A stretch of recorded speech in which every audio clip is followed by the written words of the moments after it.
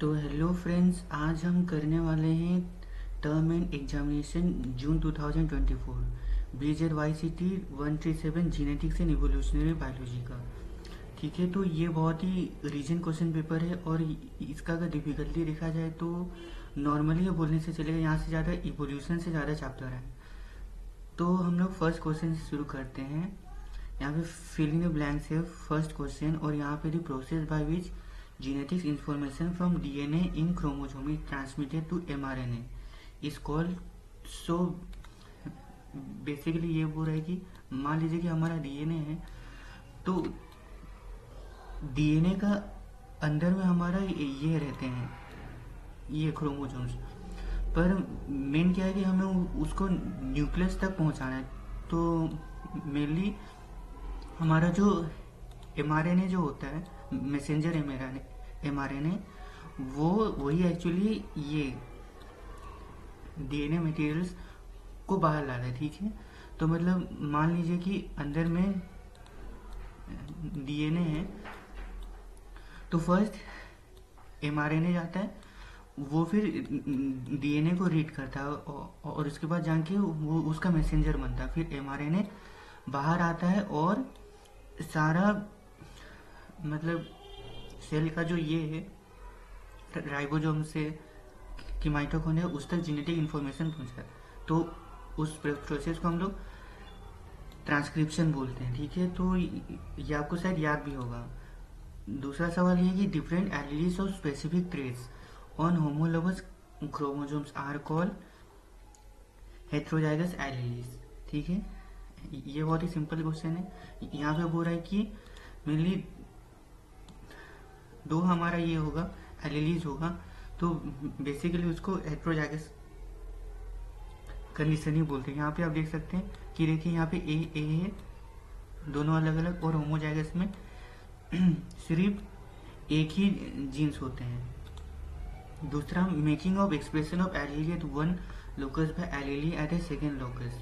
तो मेनली ये एपिस्टेसिस का बात करें, यहाँ पे क्या होता है कि एक जो डीएनए है वहाँ का जो जीन है वो दूसरा जीन को इन्फ्लुएंस करता है। ठीक है, यहाँ पे लिखा हुआ है वन जीन लोकस मास और modify the phenotype of A second gene locus, तो उसको हम लोग एपिस्टासिस ही बोलते हैं। और फोर्थ आया failure in mating because of the inability of sperms one species to reach the egg of another species is known as. ये बहुत ही सिंपल सा सवाल है, इसे हम ये बोलते हैं इंटर स्पेसिफिक स्टेरिलिटी। ठीक है, तो फेलियर इन मेटिंग मतलब एक तरफ से बोल रहे कि स्पर्म एक तरफ मतलब पहुंच ही नहीं पाया। ओके, तो मेनली ये हो गया आपका ये पोस्ट मेटिंग स्टेरिलिटी के अंदर में ये काउंट किया जाएगा। ठीक है, पोस्ट मेटिंग आइसोलेट, तो वहाँ पे दो होता है, एक होता है इंटर स्पेसिफिक स्टेरिलिटी और एक होता है हाइब्रिड। शायद आपको अगर याद होगा तो वहाँ से इंटर स्पेसिफिक स्टेरिलिटी ये बोलता है कि स्पर्म मतलब एक तक कभी पहुंच ही नहीं पाएगा। ठीक है, तो मेनली ये तुम्हारा प्लांट्स के अंदर में ये बहुत ज़्यादा होता है। मतलब मान लीजिए कि कोई और स्पीसीज का अगर ये पोलन ग्रेन्स अगर आ जाए तो वो एक तक कभी पहुंच ही नहीं पाता है, ऐसा वाला वो बीच में कहीं पे डाई आउट हो जाएगा। ठीक है, और ये फिफ्थ का a group of interbreeding natural population that is reproductively isolated from such group is known as species. ठीक है, ये आपका मतलब स्पीसीज का ही डेफिनेशन एक्चुअली बोल रहे हैं। ठीक है, जो कार्ल मार्क्स ने दिया था वो डायरेक्ट बोले थे कि स्पीसीज वो होता है जो कि अपने ही पॉपुलेशन के साथ इंटरब्रीड कर सकते हैं। तो हम अभी सेकेंड क्वेश्चन की तरफ बढ़ते, जहाँ पे लिखा हुआ है कि कैल कोरेंस जो है वो मारिबलिस जलपा के ऊपर में एक्सपेरिमेंट किए थे ताकि extra nuclear mode of inheritance show हो सके। तो ये बिल्कुल सही है। तो यहाँ पे जो आपको इंसान दिख रहा होगा यही वो काल जो मरिया जलपा के ऊपर में एक्सपेरिमेंट किए थे और उनसे एक्स्ट्रा न्यूक्लियर इनहेरिटेंस का सबूत दिए थे। ठीक है, तो एक्स्ट्रा न्यूक्लियर इनहेरिटेंस क्या होता है कि मान लीजिए कि ये हमारा सेल है, मतलब ये हमारा सेल है और इसके अंदर में न्यूक्लियस होता है, ठीक है। और ये बताए कि मेनली जो डीएनए होता है वो सेल के अंदर में होता है, उसके अंदर में जीन्स होता है, पर ये फाइंड किया कि मेनली जो माइटोकॉन्ड्रिया है कि मतलब बाहर का जो और भी लाइजोसोम्स वगैरह है उसमें भी जेनेटिक मटेरियल्स होता है, ठीक है। वो ये एक्सपेरिमेंट से फाउंड आउट किए थे, ठीक है। माइटोकॉन्ड्रिया लाइजोसोम्स तो मेनली न्यूक्लियस के बाहर है, इसलिए हम इसे कहते हैं extra nuclear in mode of inheritance, ठीक है। फिर दूसरा होता है allopolyploidy occurs when organisms have more than 2 sets of chromosomes from same species, ठीक है। तो ये बिल्कुल ही रॉन्ग है क्योंकि ये एक्चुअली ऑटो पोलीप्लोइडी का डेफिनेशन होता है, ठीक है। यहाँ पे लिखा भी हुआ है कि मतलब ऑटो पोलीप्लोइडी का डेफिनेशन ये है कि सेम स्पीसीज से होना चाहिए, ठीक है, वो जो क्रोमोसोम, ठीक है। और एलोलोप्लोइडी क्या होता है कि मेनू डिफरेंट स्पीसीज का होता है, ठीक है। तो मेनली आप ऐसे भी याद कर सकते हैं क्योंकि यहाँ पे ऑटो लिखा है तो मतलब खुद से होना चाहिए, ठीक है। और यहाँ पे एलोलोप्लोइडी होता है, इसका मतलब क्यों डिफरेंट, मेनली इसका उल्टा, ठीक है। यहाँ पे लिखा भी हुआ है ऑटो पोलीप्लोइडी, जहाँ पे क्रोमोसोम जो होता है वो सिंगल स्पीसीज से आते हैं, मतलब सेम स्पीसीज, और जो एलोलोप्लोइडी होता है वो स्पीसीज बी से आता है और एक क्रोमोसोम बनता है, ठीक है। फिर तीसरा है Archean, Proterozoic and Cenozoic are the 3 years of the geological time scale. तो ये आपको देखते ही कैंसिल करना चाहिए क्योंकि 4 ईयर्स होते हैं, ठीक है। यहाँ पे बताया गया कि 4 ईयर्स है, एक है फाइनेरोजोइक, प्रोटेरोजोइक, आर्कियन और हेलियन, ठीक है। तो यहाँ पे सिर्फ 3 तो ही बोला है, तो ये ऑप्शन गलत हो जाता है, ठीक है। फिर 4 members belonging to different species refrain from mating because of behaviour difference between them and mechanical isolation, ठीक है। तो ये पूरा ही ट्रू है। तो मेनली मतलब अगर डिफरेंट स्पीसीज होता है तो मेनली मेटिंग नहीं होता है, वो आपका प्री मेटिंग आइसोलेशन में आ जाए, ठीक है। तो बिहेवियर का चलते या कोई भी मैकेनिकल का चलते वो लोग मीटिंग नहीं कर पा रहे। फिर 5th है the theory of use and disuse of organ was propose by Lamarck, ठीक है। तो ये बिल्कुल ट्रू ऑप्शन है। यहाँ पे बताया हुआ गया है कि मेनली जो जिराफ का वो एग्जाम्पल लिए थे, ठीक है। तो ये सर आपको याद होगा, तो ये पूरी ट्रू है। अब आता है second, explain why did Mendel select P plant for his experiment. तो मेनली हमें यहाँ पे रीजन बताना है कि मेंडल पी प्लांट के ऊपर में ही एक्सपेरिमेंट क्यों किए, ठीक है। तो मेनली जो मोनोहाइब्रिड क्रॉस की डाई हाइब्रिड क्रॉस जो किए वो सब पी प्लांट के ऊपर में किए, पर क्यों। तो यहाँ पे फर्स्ट आपको लिखना है कि पीजम सैटिवम, ठीक है, जो पी प्लांट था उसके ऊपर में वो एक्सपेरिमेंट किए थे, ठीक है। तो फर्स्ट ये होता है कि वो इजी टू कल्टीवेट होता है, ठीक है, मतलब उसको मतलब आप आराम से भी बना सकते हो अपने ये गार्डन में, ठीक है, उसके लिए कोई स्पेशल नहीं लगता है। फिर दूसरा आता है कि शॉर्ट लाइफ साइकिल, ठीक है। तो मेनली ये कुछ सालों का अंदर में ही मतलब ये अपना पूरा लाइफ साइकिल को खत्म करता है, तो जेनेटिक समझना बहुत आसान हो जाता है, ठीक है। और तीसरा और सबसे मैंने यहाँ पे clear and distinct characters trace, ठीक है। तो मेनली यहाँ पे जब भी मतलब ये होता है जेनेटिक ट्रेस देखने को मिलता है तो पूरी क्लियर होता है और डिस्टिंक्ट होता है, जिसके आप देख सकते हैं कि सीड्स है वो राउंड होगा या व्रिंकल होगा या येलो होगा या ग्रीन होगा या पर्पल होगा या व्हाइट होगा, ठीक है। तो ये जो पूरी क्लियर होता है, ठीक है, एक पी प्लांट में। फिर 4th में आता है लार्ज नंबर ऑफ ऑफस्प्रिंग।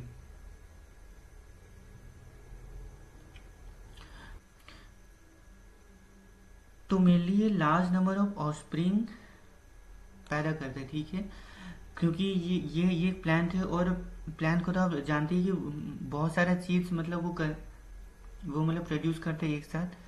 तो ये भी एक कारण हो सकता है कि वो पी प्लांट को चुने। और 5th है कंसिस्टेंट रिप्रोड्यूसिबल, ठीक है। तो मेनली आप उसको मतलब डाई हाइब्रिड क्रॉस भी कर सकते हैं, आप मोनो हाइब्रिड क्रॉस भी कर सकते हो। तो बेसिकली आप मतलब उसको मतलब किसी भी करके आप रिप्रोड्यूस करके आप जेनेटिक्स देख सकते हैं, ठीक है। फिर आते हैं second, what is crossing over. तो क्रॉसिंग ओवर मान लीजिए कि दो क्रोमोसोम है, ये एक साथ आएंगे, तो मेनली यहाँ पे जो होता है, ठीक है, मेनली एक स्ट्रैंड दूसरे स्ट्रैंड के साथ ये क्रॉसिंग ओवर करता है और इसका जेनेटिक मटेरियल इधर और इसका इधर चले जाते हैं, ठीक है। तो इसको हम बोलते हैं क्रॉसिंग ओवर। तो ये कब होता है, मियोसिस 1 प्रोफेज में, ठीक है। तो मियोसिस का दो फेज होगा, पता होगा, एक प्रोफेज 1 2, ठीक है, और वो होमोलोगस क्रोमोसोम में होता है, ठीक है। जब वो दोनों जेनेटिक मटेरियल को एक्सचेंज करते हैं, ठीक है, और इसके वजह से जेनेटिक रिकॉम्बिनेशन होता है, ठीक है, दो क्रोमेटिड्स के बीच में, ठीक है। यहाँ पे भी आप देख सकते हैं। फिर give any 4 features of crossing over. तो मेनली आप इसको बुक से ही देख लीजिए, तो पेज 48 वॉल्यूम 1 में थी। तो मेनली वो बहुत डिफिकल्ट या कॉम्प्लेक्स है, तो उसको मैं नहीं बता सकता, तो एक बार उसे देख लीजिए, ठीक है। फिर आता है थर्ड क्वेश्चन, क्लाइनफेल्टर सिंड्रोम। तो मेनली ये सिंड्रोम क्या है। तो मेनली जो आप जानते हैं ना कि एक्स वाई होता है एक मेल के पास, पर जब उनके पास और एक एक्स आ जाता है, ठीक है, एक्स वाई एक्स हो जाता है, ठीक है। यहाँ पे लिखा हुआ है जब एक्स वाई एक्स होता है मेल के पास, तो उसे क्लेनफेल्टर सिंड्रोम होता है, ठीक है। तो ये बहुत रेयर नहीं है, ये 1 in 500 की 1000 मेल के अंदर में हो ही जाता है, ठीक है। तो यहाँ पे टॉल स्ट्रक्चर और इनफर्टाइल होते हैं, ठीक है। तो मेनली ये लोग ज़्यादा टॉल नहीं होते हैं, ठीक है, और इनका बहुत मस्कुलर बॉडी होता है, इनका हिप्स भी ब्रॉडर होता है, और जो टांगे हैं वो भी बहुत लंबे होते हैं, ठीक है। इनका मतलब लार्जर ब्रेस्ट भी होता है, इनका वीकर बोन्स भी होता है। और फोर्थ पॉइंट ये है कि वो लोग ज़्यादा मतलब उनके अंदर में एनर्जी ये रहता नहीं, ठीक है। वो लोग हमेशा लेजी फील करते रहते हैं, उनका स्मॉलर पेनिस और टेस्टिकल्स भी होता है, ठीक है, और उनका प्यूबर्टी भी डिले होता है, ठीक है। तो मेनली कंडीशन अच्छा तो नहीं है, पर ये जनरली होता है, ठीक है। अब आता है sex determination in honey bee. तो हनी बी जो है उसका मतलब सेक्स डिटर्मिनेशन कैसे होता है। तो ये सब आपको याद होना चाहिए कि वो हैप्लो डिप्लॉइडी होते हैं, ठीक है। तो ये जो स्पेलिंग इसको याद करिएगा, इसका फर्स्ट मतलब होता है हैप्लो, इसका मतलब है 1 सेट ऑफ क्रोमोसोम, ठीक है। और यहाँ पे डायप्लॉइडी का मतलब होता है 2n क्रोमोसोम, ठीक है। तो मेनली हमारा जो ह्यूमन है वो डिप्लॉइडी होते हैं, ठीक है। हमारा 2n क्रोमोसोम होता है, ठीक है, 48, ठीक है। पर ये 20 सबका क्या होता है, वो लोग का हैप्लॉइड भी होता है, सिर्फ n, ठीक है। तो मेनली ये काम कैसे करता है वो चीज़ को जानते हैं। तो फर्स्ट ये चीज़ जान लीजिए, हैप्लो डिप्लॉइडी में क्या होता है, जो सेक्स जो होता है वो आपका number of set of chromosome के ऊपर में डिपेंड करता है, ठीक है। हमारा मतलब एक्स वाई होता है और एक्स एक्स होता है, ठीक है। एक्स एक्स आया तो ये गर्ल, अगर एक्स वाई आया तो बॉय। पर यहाँ पे क्या होता है कि वो number of set of chromosomes के ऊपर में डिपेंड करता है, ठीक है। जैसे कि यहाँ पे आप देख सकते हैं कि यहाँ पे जो फीमेल होंगे वहाँ पे 2 एक्स होगा, ठीक है, और जो मेल होंगे उनका सिर्फ एक्स होता है, ठीक है। यहाँ पे बताया भी गया, देखिए ये जो मेल है यहाँ पे सिर्फ 16 क्रोमोसोम होंगे, ठीक है। और यहाँ का जो फीमेल होते हैं उनके पास 2n यानी 32 होता है, ठीक है। तो यहाँ पे नंबर ऑफ क्रोमोसोम डिसाइड करते हैं कि वो मेल है कि फीमेल है, ठीक है। यहाँ पे आप देख भी, ठीक है। तो हम इधर अभी सेकेंड ऑप्शन पे हैं कि sex determination in honey bee कैसे होता है। तो सबसे पहले आपको ये बात पता होना चाहिए कि उनका जो सेक्स होता है वो number of set of chromosomes के ऊपर में डिपेंड करता है, ठीक है, क्योंकि उनके पास कितने number of set of chromosome है। हमारे यहाँ पे क्या था कि हमारे यहाँ पे एक्स एक्स था तो गर्ल होता है, एक्स वाई है तो यहाँ पे ये होता है बॉय होता है, ठीक है। हमारे यहाँ पे सेट ऑफ क्रोमोसोम के ऊपर में डिपेंड नहीं करता, मतलब हमारे पास कितना 2n क्रोमोसोम होता है, ठीक है, कुल मिला के 48, ठीक है। तो वहाँ से ये डिपेंड नहीं करता कि हम लोग का 48 होगा तो गर्ल है, नहीं तो 24 होगा तो बॉय है, ठीक है। पर इनका में ये वाला चीज डिपेंड करता है, ठीक है। तो इसलिए हम इसे हैप्लो डिप्लोइडी बोलते हैं, ठीक है।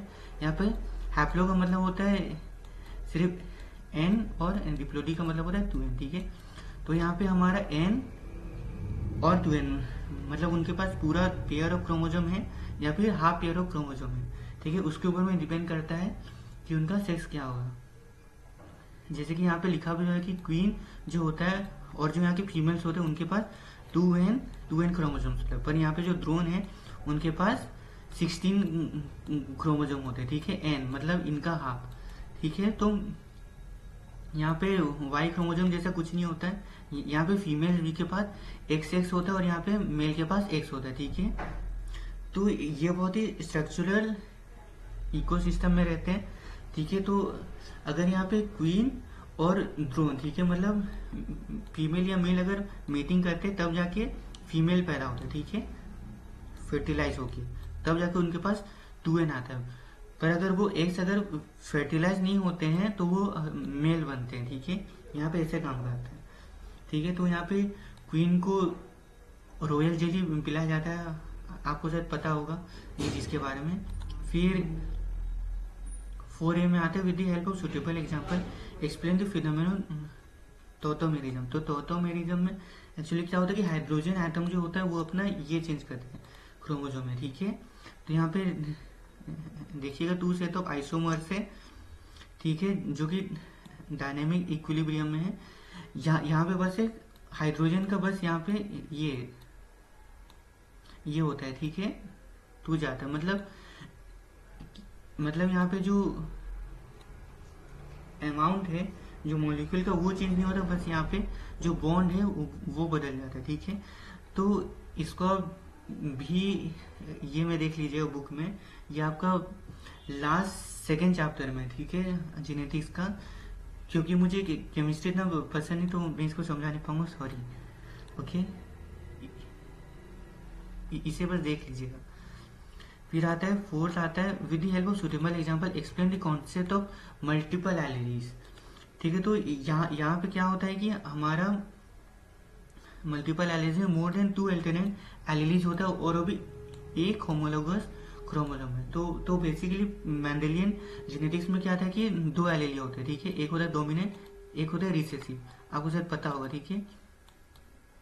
आर करके होता है, ये सिर्फ रिसेसिव ट्रेट तो करता है और यहाँ पे डोमिनेंट बन जाता है तो डोमिनेंट ट्रेट ही शो होता है। पर जब यहाँ से 2 से ज्यादा अगर एलीली हो और अभी 1 लोकाई ऑफ होमोलोगस क्रोमोसोम में तो वो आपका मल्टीपल एलीलीज में आता है। उसका सबसे बेहतरीन एग्जांपल हमारा ह्यूमन ब्लड टाइप में होता है, ठीक है। तो शायद आपको पता होगा कि हमारा 2 ब्लड टाइप होता है, एक होता है ए और एक होता है बी, ठीक है। तो यहाँ पे अगर मैं ठीक से समझाना चाहूँ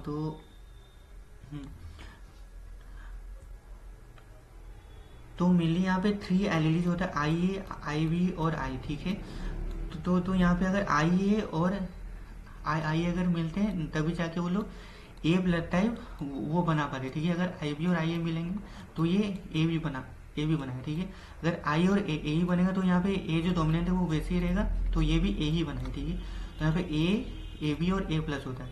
यहाँ पे देखिए ए और बी अगर आपस में मिलेंगे तो ए बी ही बनाएंगे, ठीक है। तो यहाँ पे अगर बी और बी एक साथ रहेंगे तो यहाँ पे बी ही रहेगा और यहाँ पे बी और आई रहेंगे तो यहाँ पे बी डोमिनेंट करेगा, ठीक है। तो मतलब यहाँ पे ए और बी डोमिनेंट टाइप है और यहाँ पे आई जो है होता है रिसेसिव होता है, ठीक है। अगर आई और आई एक साथ आएगा तो वो पूरा रिसेसिव बनेगा और हमारा ओ ब्लड टाइप में आएगा, ठीक है।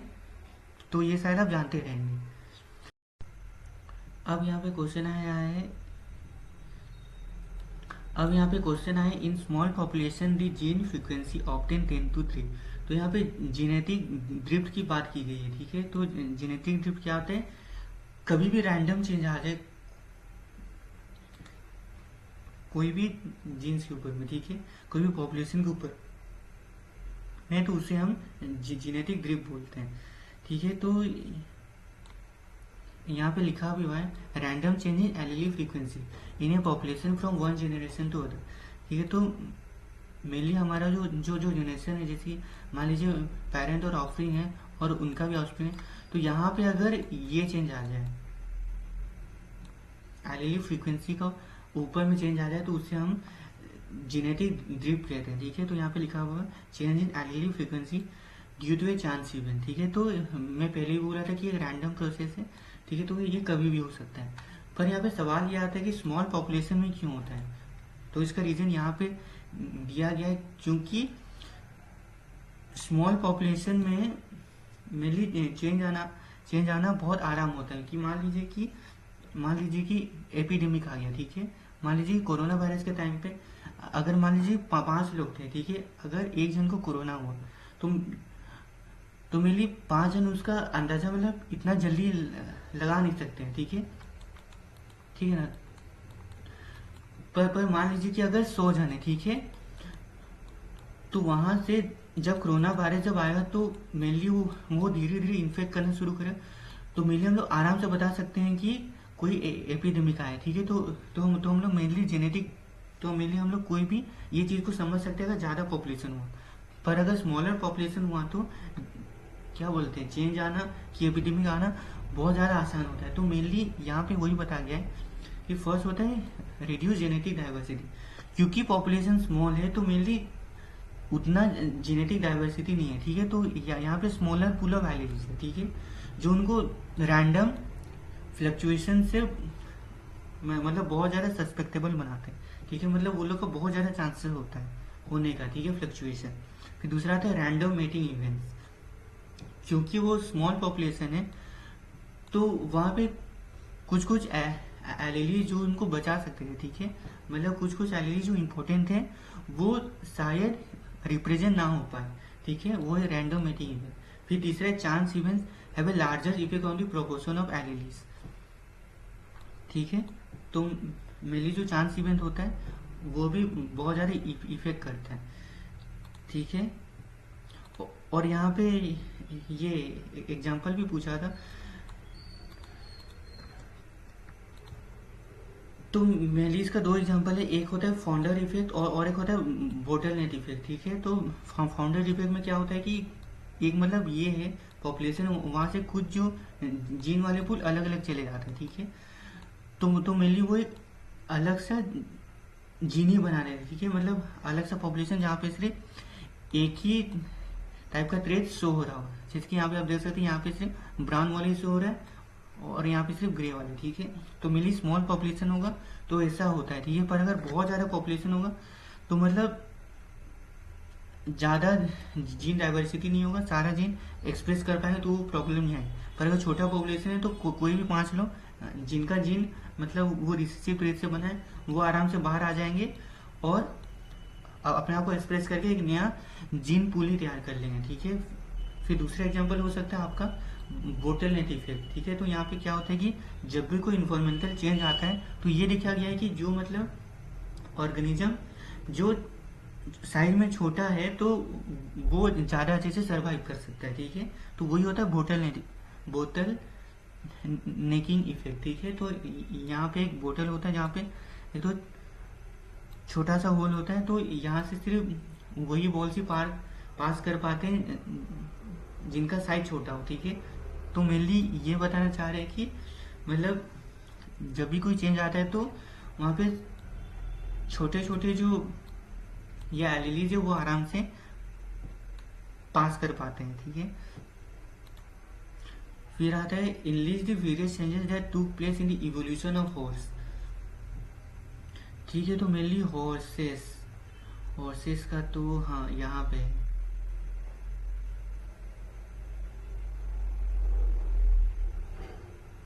और यहाँ पे हमारा एग्जाम्पल भी पूछा था, तो मेनली उसका सबसे अच्छा एग्जांपल है एमिश पॉपुलेशन जो पेनिसलेवियन में, ठीक है। तो पेनिसलेवियन एक यूएस का स्टेट है, ठीक है।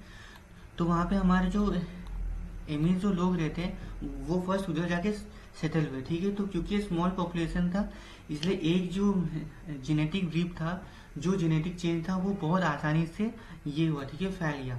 उसको हम बोलते हैं एल्डिविस वैन क्रेबल सिंड्रोम। तो यहाँ पे आप देख सकते हैं वो लोग का मतलब लेग जो होता है वो बहुत ज़्यादा बेंट होता है, वो लोग बहुत ज़्यादा मतलब वीक रहते हैं, उनका बोन्स भी बहुत ज़्यादा ये होता है, ठीक है। तो स्मॉल पॉपुलेशन में ये वाला चीज़ होता है।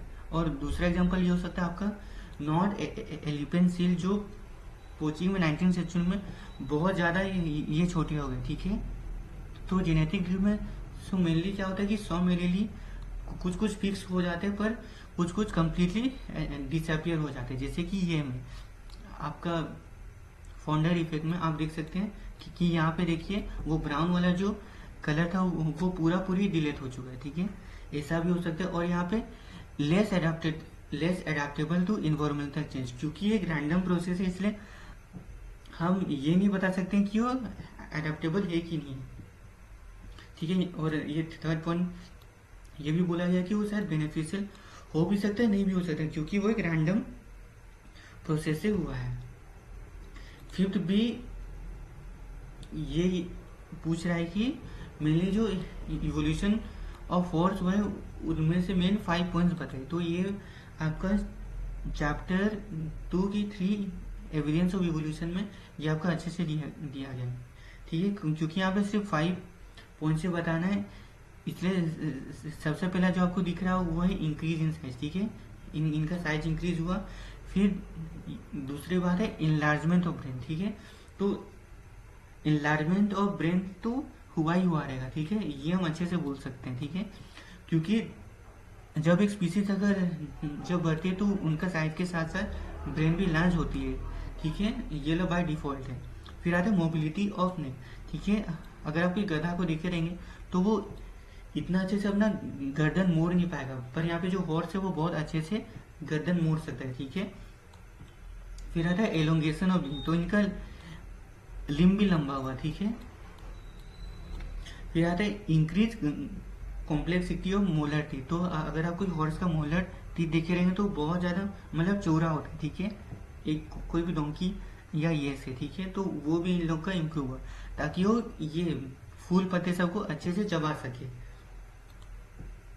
फिर आता है sixth, what is the difference between extinction and mass extinction. तो एक्सटिंक्शन क्या होता है वो तो आपको पता ही होगा। तो मेनली जब एक स्पीसीज मतलब ये पूरा अर्थ से पूरा वाइप्ड आउट हो जाती है, ठीक है, उनका मतलब लास्ट क्लास भी अगर बचता नहीं है तो उसे हम कहते हैं एक्सटिंक्शन, ठीक है। यहाँ पे भी लिखा हुआ है कि the last individual of species disappears और डेथ ऑफ एट एक्शन, ठीक है। तो मेनली हम इसको 2 टाइप से डिफाइन कर सकते हैं कि फर्स्ट उनका लास्ट इंडिविजुअल मतलब सबसे आखिरी स्पीसीज ऊपर चला गया, या तो एक पूरा टैक्सन ही खत्म हो गया, ठीक है, तो उसको हम लोग बोलते हैं एक्सटिंक्शन। तो दोनों एक ही चीज बोल रहे हैं, आप कुछ भी लिख के आ सकते हैं, ठीक है। अब यहाँ पे बोल रहे हैं कि मास एक्सटिंक्शन क्या होता है। तो एक्सटिंक्शन 2 टाइप्स के होते हैं, आपको पता होगा। एक होता है बैकग्राउंड एक्सटिंक्शन और एक होता है mass extinction. Background extinction normal extinction होता है जो कि 10 से 25 स्पीसीज हर साल मतलब ये अर्थ से निकलते ही रहते हैं, ठीक है, ये वाला लिखा हुआ है हर साल, ठीक है। पर मास एक्सटिंक्शन में क्या होता है कि बहुत ही हार्श कंडीशन आता है और कुछ समय के अंतराल में बहुत सारे स्पीसीज खत्म हो जाते हैं, ठीक है। तो ये जो एक्सटिंक्शन होता है वो हार्श कंडीशन से होता है और वो भी बहुत शॉर्ट पीरियड होता है, ठीक है। वो ऑल ओवर दी वर्ल्ड होता है, ठीक है, मतलब एक जगह नहीं, हर जगह होता है और बहुत सारे स्पीसीज का होता है, ठीक है। तो मेनली 1-2 स्पीसीज नहीं, बहुत सारे स्पीसीज ऊपर चले आते हैं और ये हमेशा 1 मिलियन साल के अंदर नहीं होता, ठीक है, जनरली। और यहाँ पे भी पूछा है कि discuss any 2 major mass extinction, ठीक है। तो 2 मास एक्सटिंक्शन में सबसे अच्छा रहेगा कि आप ये 2 एक्सटिंक्शन के बारे में लिखिए।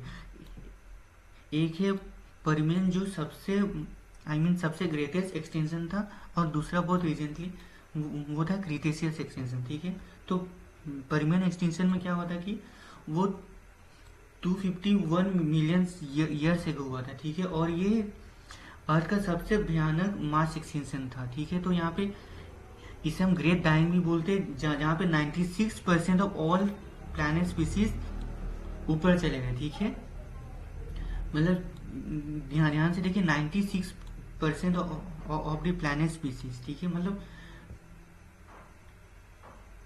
लिटरली, मतलब यहाँ पे आप ये बोल सकते हैं कि मतलब अर्थ मतलब स्पीसीज पूरा खत्म ही करना चाहता था। ठीक है, और 50% जो फैमिलीज था, ठीक है, जीनस फैमिली जो होता है, वहाँ से 50% ऐसे ही खत्म हो गए। ठीक है, आज जो मतलब जो मॉडर्न लिविंग वर्ल्ड जो सरवाइव कर पाए, वो वही 4% स्पीसीज से ही बच पाई। ठीक है, बाकी जो 96% स्पीसीज है वो ऊपर ही चली गई थी। ठीक है, तो ये कैसे हुआ था? ठीक है, तो इसका बहुत अच्छा मतलब एक्सप्लेनेशन ये था कि मतलब अर्थ का जो कोर है वहां से कुछ मतलब पीस मतलब वोल्केनिक एक्टिविटी वो सरफेस तक आया, और सारा मतलब मैसिव इरप्शन हुआ। ठीक है, मतलब अर्थ का कोर से बहुत सारा ये आया और मैसिव इरप्शन हुआ। ठीक है, तो मैसिव इरप्शन की वजह से क्लाइमेट चेंज आया, फिर एसिड रेन्स हुआ, तो बहुत कुछ हुआ। ठीक है, और उसके वजह से ये परमानेंट एक्सटेंशन हुआ। फिर दूसरा है क्रीटेशियस एक्सटेंशन।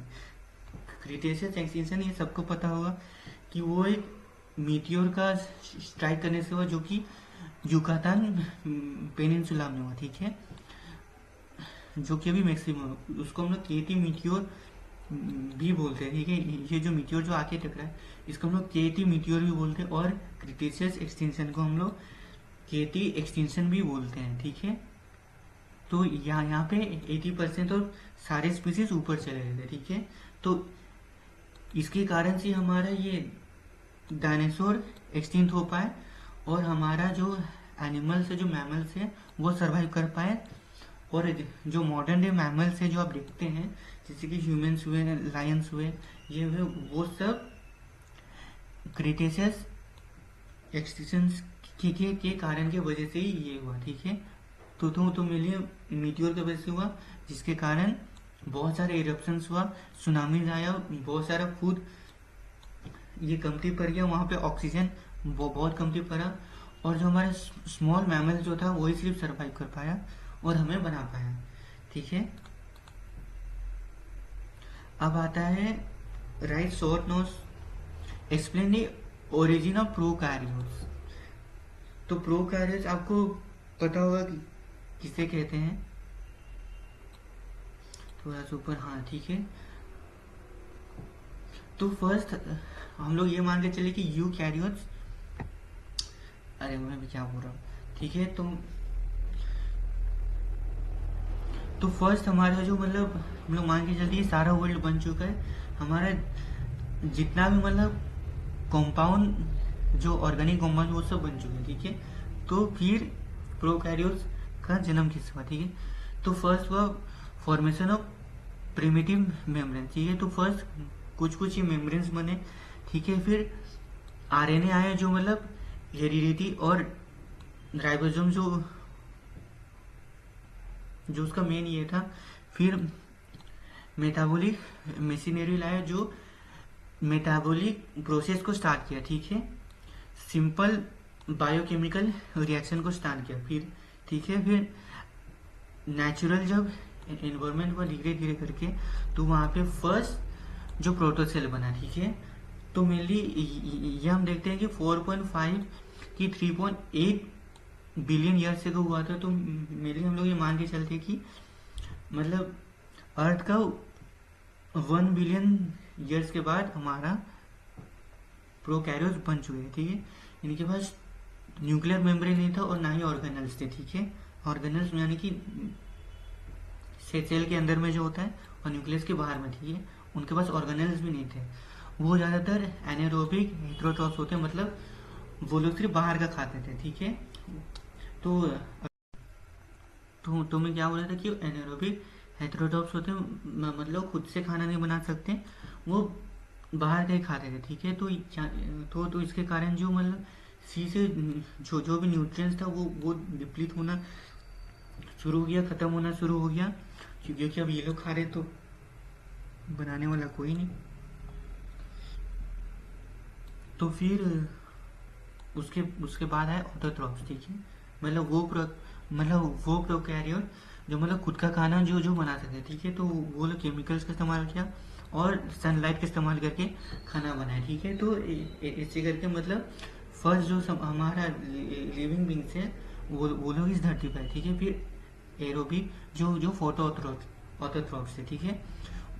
वो लोग मतलब ऑक्सीजन के ऊपर में डिपेंड होते थे, तो इसके कारण हमारा वाटर जो था मतलब वो हाइड्रोजन और CO2 के साथ ज़्यादा मिलता था। फिर साइनोबैक्टीरिया आए, ठीक है,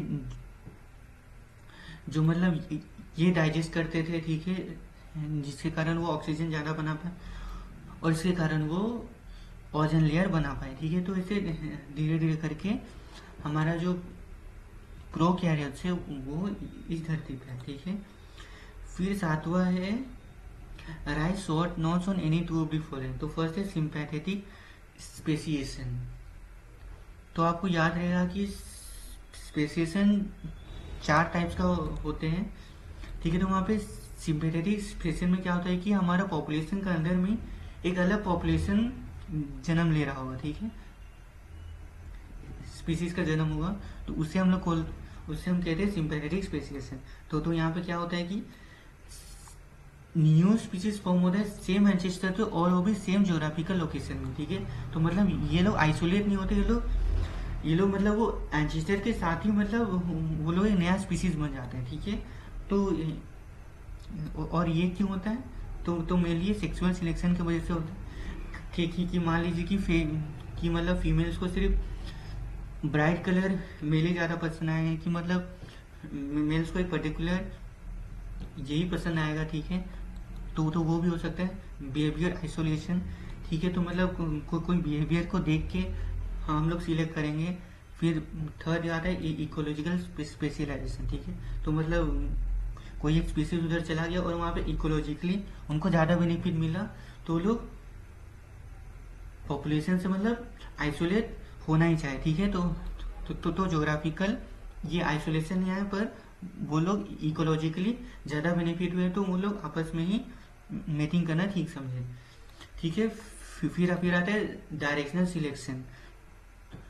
तो मेनली सिलेक्शन का मतलब नेचुरल सिलेक्शन का 3 टाइप्स होता है। एक होता है नॉर्मलाइजिंग सिलेक्शन, डायरेक्शनल सिलेक्शन और डिसरप्टिव सिलेक्शन।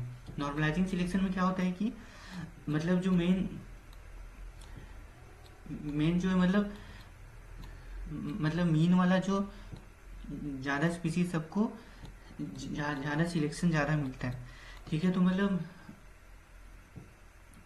नॉर्मली मैं उसको मतलब मीन से कंपेयर कर सकता हूँ कि मेनली मीन वालों को मतलब ज़्यादा यहाँ पे ये एडवांटेज मिलता है, ठीक है, नॉर्मलाइजिंग सिलेक्शन। डायरेक्शनल ये सिलेक्शन में क्या होता है कि मतलब कोई भी इन्वायरमेंटल चेंज आ जाता है, तो मतलब एक तरफ का स्पीसीज मतलब ज़्यादा मतलब एडेप्टेबल होते हैं, ठीक है। तो फर्स्ट मान लो कि ये था मतलब सारा स्पीसीज ऐसे थे, पर एक तो डायरेक्शनल शिफ्ट आ जाता है, जिसके कारण ये जो मतलब इस साइड के जो स्पीसीज होते हैं वो ज़्यादा मतलब एडेप्टेबल होते हैं, तो इसलिए जो ग्राफ हमारा आता है वो इस तरह का आता है, ठीक है। तो ये मेनली इन्वायरमेंटल चेंज की वजह से आता है। फिर तीसरा भी और एक तो चेंज होता है, वो है डिसरप्टिव सिलेक्शन, जहाँ पे हमारा जो मतलब ये एक्सट्रीम वाले ज़्यादा मतलब एडेप्टेबल होते हैं, ठीक है। मतलब नॉर्मलाइजिंग का उल्टा, ठीक है, डिसरप्टिव में होता है, वो भी एक तरह का सिलेक्शन होता है, पर मेनली हमारा इन्वायरमेंटल चेंज की वजह से जो सिलेक्शन आता है वो होता है डायरेक्शनल सिलेक्शन। तो मेनली हमें इन्वायरमेंट हमारा एडेप्टेशन को एक डायरेक्शन में पुट करता है, ठीक है। तो मेनली इसका सबसे बेस्ट एग्जांपल होता है इंडस्ट्रियल मेलानिज्म, जो आपने पढ़ा होगा वो बोस्टन बेटेलिया के बारे में, कि जब हमारा इंडस्ट्रियल रिवोल्यूशन आया तो मतलब कुछ मतलब डिटेल्स ये हो गए थे, आपको सब पता होगा, ठीक है, ये चीज़ के बारे में क्लास 10 में भी था। फिर दूसरा आता है पेस्टिसाइड्स, कि मतलब अगर हम लोग ज़्यादा पेस्टिसाइड एक तरह इस्तेमाल करते हैं तो बहुत सारे मतलब इंसेक्ट सब तो दूसरा होता है पेस्टिसाइड। तो ये आपका बुक में एग्जांपल भी दिया गया है कि जब भी एक नया पेस्टिसाइड आता है तो बहुत सारे एक्सपेरिमेंट में ये देखा गया है कि मतलब जो मतलब इंसेक्ट्स होते हैं वो मतलब कुछ समय के बाद कि कुछ सालों के बाद वो पेस्टिसाइड से पूरा अडेप्टेबल हो जाते हैं। ठीक है, तो मेनली जो मतलब आज जो पेस्टिसाइड्स काम कर रही है वो कुछ सालों के बाद वो इंसेक्ट्स के लिए वो काम नहीं करते। ठीक है, ऐसा भी होता है। ठीक है, तो मेनली ये भी एक डायरेक्शनल सिलेक्शन का एक ये एग्जाम्पल है। ठीक है, फिर आखिरी में आता है होमोलोगस ऑर्गन्स। ठीक है, तो ऑर्गन दो टाइप्स के होते हैं, एक होता है होमोलोगस और एक होता है एनालोगस। होमोलोगस में क्या होता है कि हमारा सेम एंसेस्टर होता है। ठीक है, और हमारा सेम स्ट्रक्चर होता है, लेकिन हमारा ये डिफरेंट होता है, हमारा फंक्शन डिफरेंट होता है। ठीक है, तो मेनली यहाँ पे आप देख सकते हैं कि हमारे जो मैमल्स है, ठीक है, हमारा जो मैन है, चीता है, वेल है और ये बैट है। ठीक है, ये चारों ही मैमल्स है। ठीक है, हमारा एक कॉमन एंसेस्टर था। ठीक है, पर हमारा जो हाथ है, जो हमारा हाइंड लेग है, ठीक है, फर्स्ट वाला जो लिम्ब है वो हमारा बहुत ज़्यादा हेल्प करता है चीज़ों को उठाने में, कि ये सब करना। पर वही चीता का ये स्पीड दौड़ने में बहुत ज़्यादा हेल्प करता है। ठीक है, तो मेनली जो चीता का जो स्पीड है वो उसका फर्स्ट लेग की वजह से बहुत ज़्यादा कारण माना जाता है। ठीक है, फिर तीसरा है वेल। वेल आपको पता होगा कि वो एक मैमल ही था। ठीक है, तो मेनली 83 कि हमारा फर्स्ट पिलोसीन में ये एक्चुअली अलग हुआ था मैमल से। ठीक है, तो मेनली हमारा कोई पूर्वज था वो मतलब समुद्र में वापस चला गया था। ठीक है, क्योंकि उसको मतलब ज़्यादा एडवांटेज मिल रहा था। ठीक है, इवोल्यूशनरी एडवांटेज। तो ऐसे करके मैमल हमारा वेल बना था। तो उनका जो मतलब फर्स्ट लिम्ब होता है वो उनका तैरने में हेल्प करता है। ठीक है, फिर चौथा में आता है बैट, जो एक मतलब विंग्स बना लिया। ठीक है, अपना फर्स्ट ये से। ठीक है, तो दो चीज़ों के ऊपर में ये कंफ्यूज नहीं होगा, एक होता है होमोलोगस और एक होता है एनालोगस। होमोलोगस में क्या होता है कि सेम एंसेस्टर होते हैं पर हमारा फंक्शंस अलग अलग होते हैं। ठीक है, और एनालोगस में क्या होता है कि उसका उल्टा, मतलब फंक्शन सेम रहेंगे पर एंसेस्टर मतलब डिफरेंट है। यहाँ पे इसका सबसे अच्छा एग्जांपल होगा कि मतलब बैट जो होते हैं वो मतलब मैमल होते हैं और ये बटरफ्लाई जो होते हैं वो इंसेक्ट्स में आते हैं। ठीक है, दोनों का एंसेस्टर अलग है। ठीक है, बैट जो है वो मैमल है पर ये बटरफ्लाई जो है इंसेक्ट्स है, पर फिर भी ये लोगों का काम एक होता है। ठीक है, तो ये हमारा एनालोगस ऑर्गन्स में आता है। ठीक है, तो ये मेरी डाइवर्जेंट इवोल्यूशन का ये कारण होता है कि मान लीजिए कि ये मैमल का एंसेस्टर है, वो फर्स्ट ये मैन बना, फिर चीता बना, फिर वेल बना, फिर बैट्स बना। ठीक है, तो इसको हम लोग डाइवर्जेंट इवोल्यूशन बोलते हैं। ठीक है, तो डाइवर्जेंट का मतलब पता होगा ना, ये वाला जिसको डाइवर्जेंट बोलते हैं। तो ये बहुत ही strong evidence of evolution contain करके रखता है। ठीक है, तो बस इतना ही था। तो आई होप आपको कुछ समझ आया रहेगा। तो all the best for exams. Bye bye.